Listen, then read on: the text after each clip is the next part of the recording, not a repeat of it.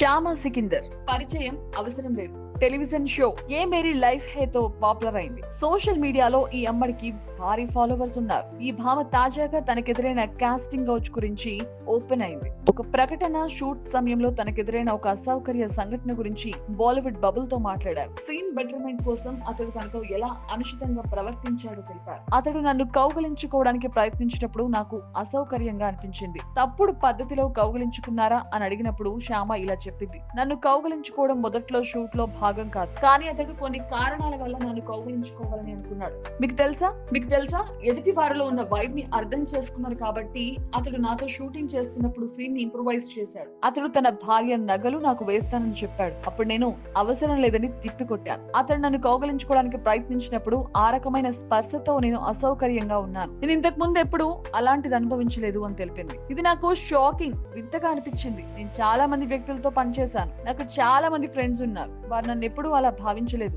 ఇది నాకు చాలా షాకింగ్ గా వింతగా ఉంది. ఆ వ్యక్తి సూపర్ స్టార్. అతడు అలాంటి స్టంట్ ఎందుకు చేయాల్సి వస్తుంది? ఇది నా జీవితంలో చాలా షాకింగ్ సంఘటన. నేను ఆ వ్యక్తిని మొదటిసారి కలిశాను. అతడికి ఒక వైఖరి ఉంది. అతడి ఆలోచన సాధారణమైనదిగా అనిపించలేదు. నేను పెద్ద స్టార్ ని, అయినా నా జీవితంలో అతనితో కలిసి పని చేయను అని అన్నాను. తనకు అవకాశాలు ఎలా తప్పిపోయాయో కూడా తెలిపింది. తన షూటింగ్ క్యాన్సిల్ అయిందని చివరి నిమిషంలో శ్యామకు దర్శకుడు చెప్పారట.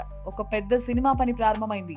షూటింగ్ లో ఉన్నాను, మేకప్ పూర్తి చేసుకున్నాను, పెద్ద స్టార్ తో పని చేస్తున్నాను, కానీ నా పాత్రను వేరొకరికి ఇచ్చారని తెలిసింది. తాను వెళ్తుంటే నేను చేయాల్సిన పాత్రకు మరొకరిని తీసుకున్నారని దర్శకుడు చెప్పాడు. షాక్ అయి రాత్రంతా ఏడ్చాను అని శ్యామ చెప్పింది. రాత్రిపూట ప్రాజెక్టుల నుండి నటీనటులను తొలగించడం వంటి సంఘటనలు చిత్ర పరిశ్రమలో సాధారణం అని తెలిపింది.